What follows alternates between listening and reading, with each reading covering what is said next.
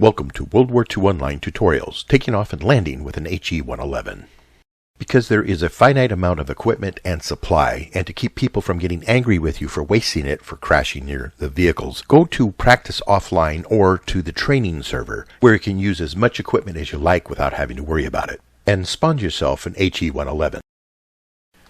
To look around, you can use your number pad, 741, to look to your left, forward, side, and down. And then down, you can throw in a combination of 2.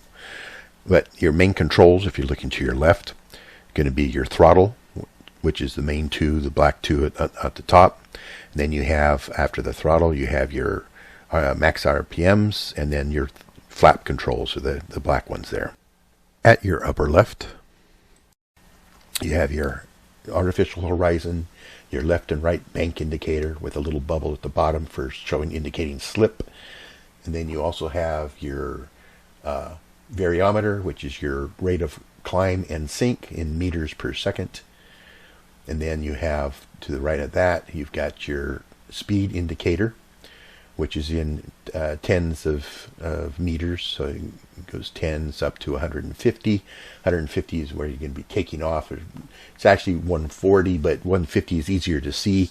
So that's the mark that I look for. And then you've got 200, 250, 300, 350, all the way up to whatever speed. Below that, you have your altimeter, which is in tens of meters, and you got 100 meters, 200 meters, 300, all the way up to 1,000. There'll be a 1 at the bottom, and then as you go around again to 2,000 meters, and a 2 will appear at the bottom in the little window.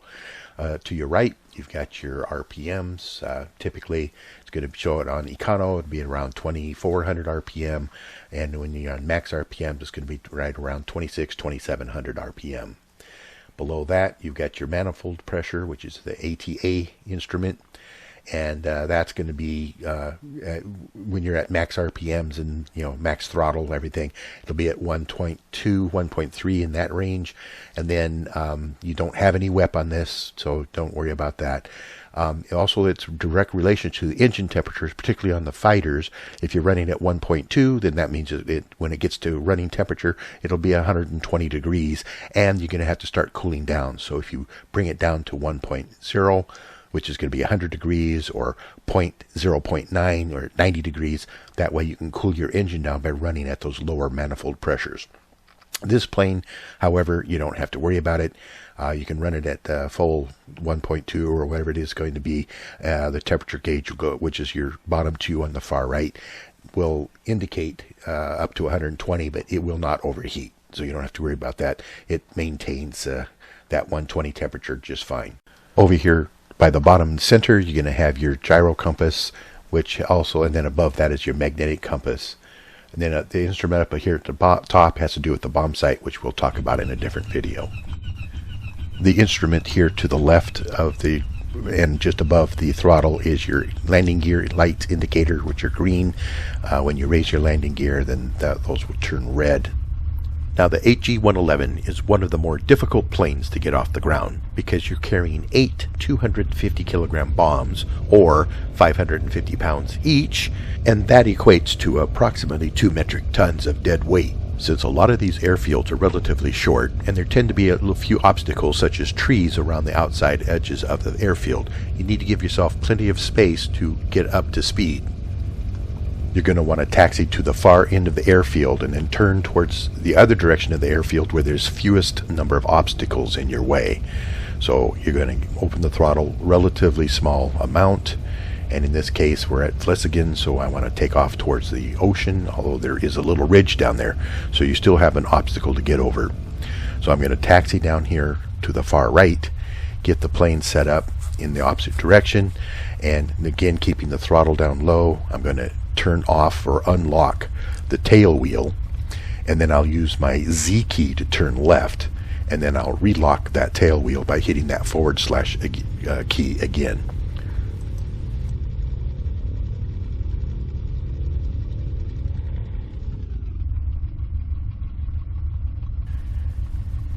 Now that I'm ready for takeoff, I'm going to hit maximum throttle, keeping the brakes locked for a moment, pressing X and Z, And then once I get my RPMs up, engine going, max RPMs, I'm going to hit my apostrophe key 2 times.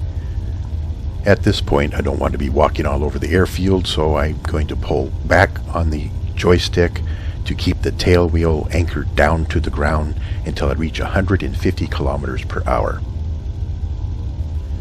As I reach that 150 kilometers per hour, the plane's going to try to climb on its own, so I have to back off gently off of that yoke so that the plane slowly climbs without stalling or flopping.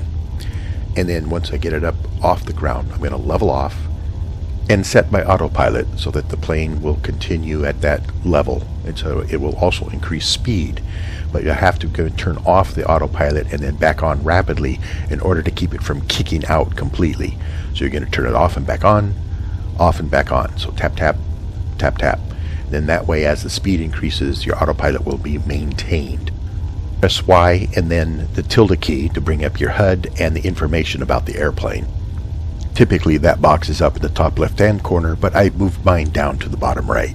And your trim information using the K and I keys, K to trim up, I to trim down, will be read in the percentage of the trim on in that box.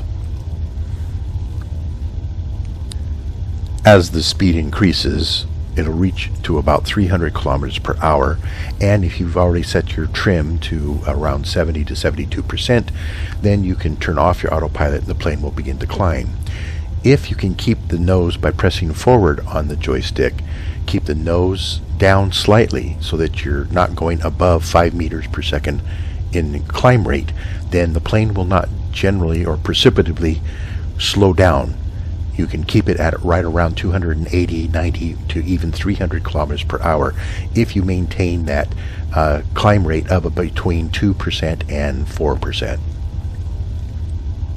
Now, to turn and go back to the airfield, I can bank the plane over till I reach a comfortable amount of banking, and I can pull back on the yoke so that I don't lose a whole lot of altitude. So if you look at the climb rate indicator and the plane is turning, I can pull back slightly, just a little bit on the yoke, and you can see that the plane will continue to turn, and as long as I'm not pulling too hard, the plane will not slow down. So I'm maintaining a 300 kilometer per hour rate of turn, and at the same time I'm not slowing down and I'm not losing any altitude. And that's simply by watching my instruments, pulling slightly back on the yoke so that I'm keeping the nose up in the turn. It's going to want to go down, and at the same time I've maintained that speed in a complete turn. And as long as I'm not turning too sharp, I can keep that speed up in that type of a turn. Now that I'm approaching the airfield, I need to slow down. So I'm going to pull back on the throttle, get my speed to come down, get it as long as you're under 300 kilometers per hour. You can lower the landing gear by hitting G. Those 2 red lights will disappear, and eventually the green lights will pop up. And as you approach, you're going to keep your speed between 200 kilometers per hour and 150. Ideally, you don't want to get below 150 because the plane begins to flop a little bit. So as you watch your airspeed come down, I've pulled back on the throttle, manifold pressure's at 0, and as I approach, I continue to watch the airspeed. If I have to apply a little bit of power, then I do so.